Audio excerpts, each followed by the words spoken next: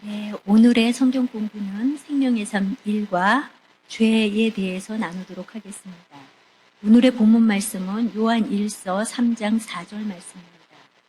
죄를 짓는 자마다 불법을 행하나니 죄는 곧 불법이라. 할렐루야. 여러분, 우리는 지금 사순절 셋째 주간을 보내고 있습니다. 코로나로 인해 대면 예배가 참 어려운 상태인데, 이러한 상태에서 드려지는 온라인 수요 성경 공부에 참여하시는 우리 행복한 교회 성도님들께 주님의 평강과 영육 간의 강건함의 축복이 늘 충만하길 소원합니다. 우리가 저번 주부터 수요 성경 공부가 새롭게 시작되었습니다. 생명의 삶이라는 성경 공부 교재로 진행을 하게 됩니다. 우리의 신앙생활을 좀 더 구체적이고 실제적으로 돌아보고 적용하는 데 도움이 되는 그러한 성경 공부 시간이 되길 기도합니다. 저번 주에는 박윤태 목사님께서 서론 부분을 설명하셨고, 오늘부터는 제1과 죄라는 주제로부터 공부가 시작됩니다. 세상에서 가장 아름다운 존재는 무엇일까요? 바로 사람입니다. 하나님께서 그렇게 만드셨습니다. 인간은 하나님으로부터 더불어서 영원히 살도록 지음을 받았지만 사람들은 죄로 인하여 하나님과 멀어지게 되었습니다. 그렇다면 이 죄란 무엇일까요? 성경에서는 분명히 죄에 대해 이렇게 말하고 있습니다. 죄는 불법이다. 죄가 무엇인지 좀 더 구체적으로 살펴보기로 하겠습니다. 먼저 죄는 첫 번째, 오늘 읽은 본문 말씀과 같이 죄를 짓는 자마다 불법을 행하나니 죄는 곧 불법이라. 죄의 첫 번째 명제는 무엇이냐? 불법이라는 것입니다. 죄인을 들어서 우리는 무법자, 즉 죄를 짓는 사람은 법을 지키지 않는 사람을 보고 우리는 죄인이라고 합니다. 그래서 우리는 무법자라는 말을 많이 쓰지요. 그러나 무법자라는 말은 법이 없는 사람이 아니라 자기가 법인 사람인 것을 일컫는 말입니다. 마땅히 지켜야 할 법은 지키지 아니하고 자기 임의대로 자기 법대로 사는 그러한 사람이 무법자인 것입니다. 성경에는 죄를 저지르는 사람의 이야기가 수없이 많이 등장합니다. 하나님을 모르는 자들이 짓는 죄도 있었지만 하나님으로부터 특별히 택함을 받아 기름 부음을 받고도 죄를 지은 사람들도 많이 등장합니다.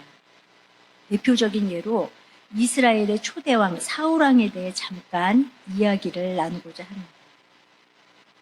사울왕은 여러분들도 다 아시다시피 외모도 준수하고 골격도 장수처럼 크고 몸집도 단단하고 아주 멋있는 사람이었습니다.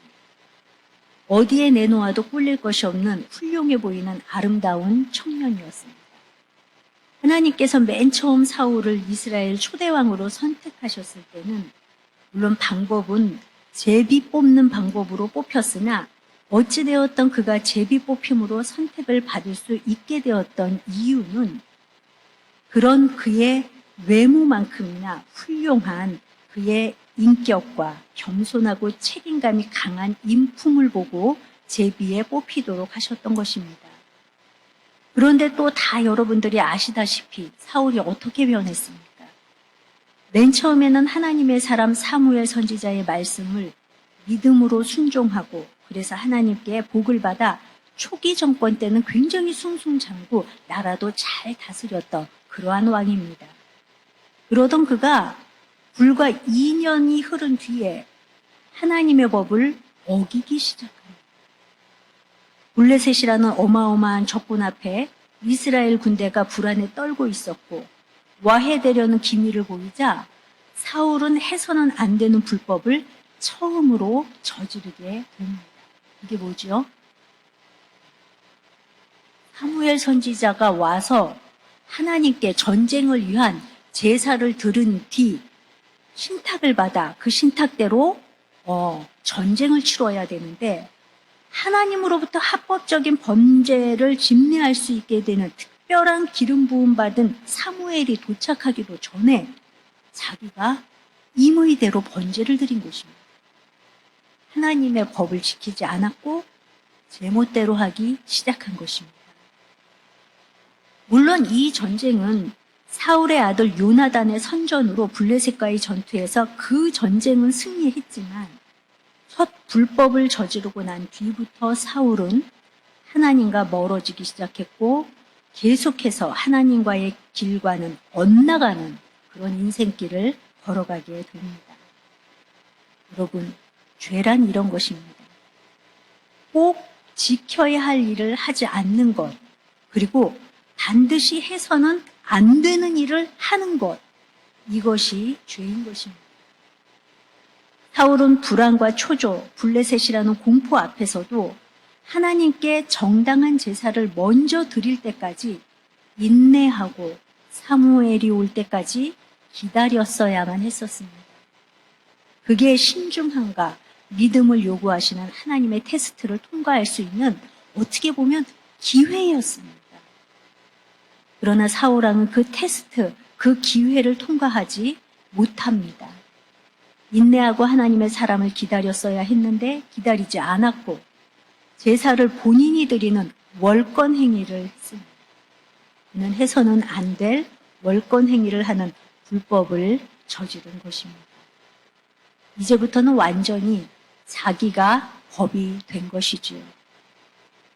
자, 여기에서 우리는 두 번째 죄의 속성을 알 수가 있습니다. 그것이 무엇이냐?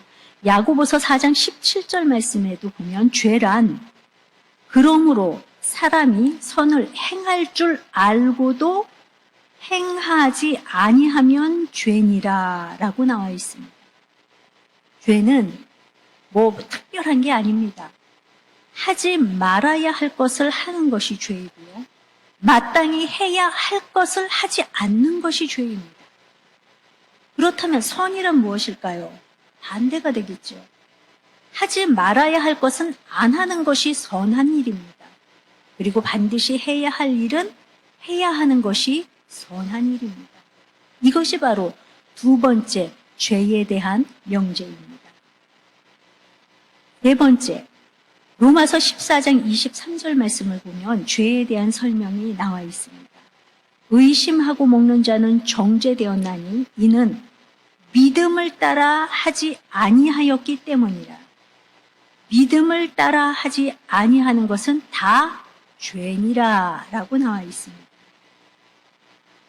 죄는요, 믿음에 근거하지 않는 것이 죄입니다. 믿음에 근거하지 않고 자기 멋대로, 자기 마음대로 하는 것이 죄라는 것입니다. 성령님이 우리에게 하지 말라고 하실 때 이것이 심령의 불편함으로 느껴지죠.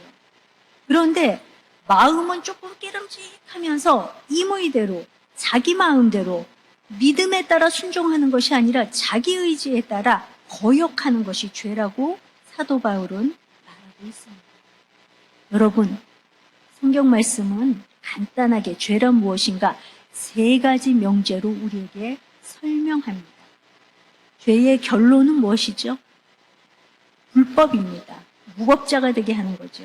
자기가 법인 것처럼 행동하는 것이 죄라고 합니다. 두 번째, 불행입니다. 이 불행이라는 것은 행복하지 않는다라는 것이 아니라 불순종의 행함으로 삶을 살아가는 그런 불행입니다.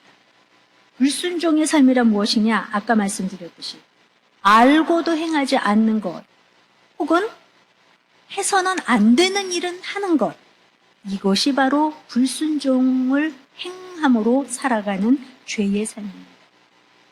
네 번째는 무엇이냐? 불신입니다. 불신, 믿음으로 행하지 않는 것입니다. 믿음대로 순종해서 살아야 되는데 자기 마음대로 사는 것, 이렇게 불법, 불행, 불신, 이 세 가지 불이 죄라고 성경은 우리에게 알려주고 있습니다. 이러한 삼불인 죄는 어디에서 생겨난 문제일까요? 바로 하나님과의 관계에서 생겨난 문제입니다. 하나님 없이 살려보려는 우리의 태도, 자신이 하나님의 노릇을 하려는 것, 이것이 바로 죄의 핵심인 것입니다. 로마서 3장은 죄인에 대해서 이렇게 설명하고 있습니다. 로마서 3장 10절 말씀을 보니 기록된 바 의인은 없나니 하나도 없다고 했습니다. 의인은 없나니 하나도 없다. 이 말을 다르게 표현하면 무엇이죠? 세상 모든 사람은 죄인이다 라는 것입니다.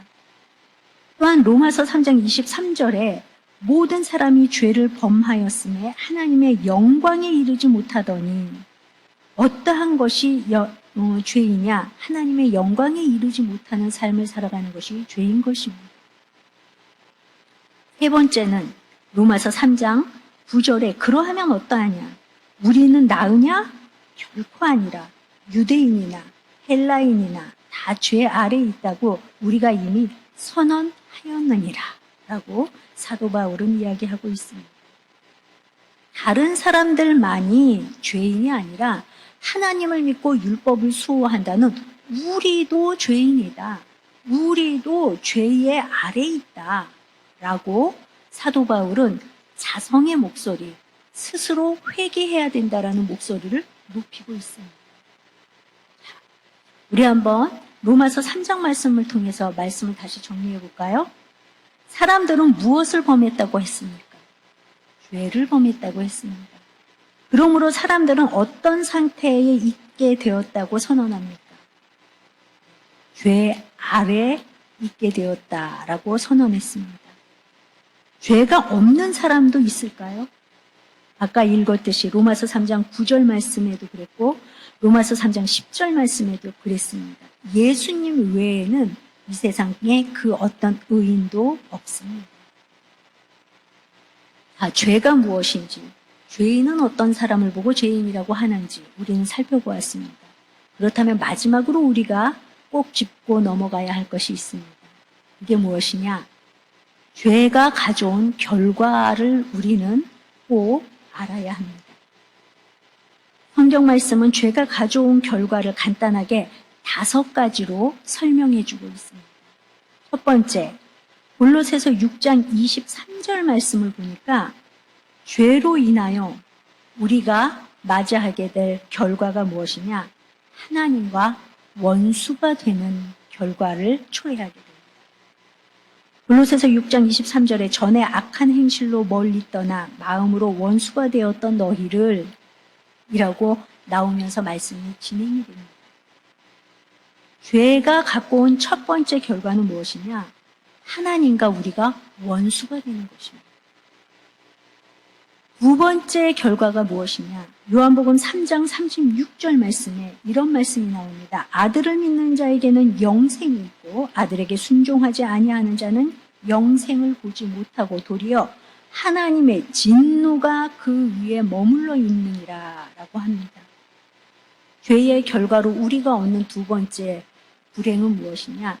하나님의 진노를 사게 된다라는 것입니다.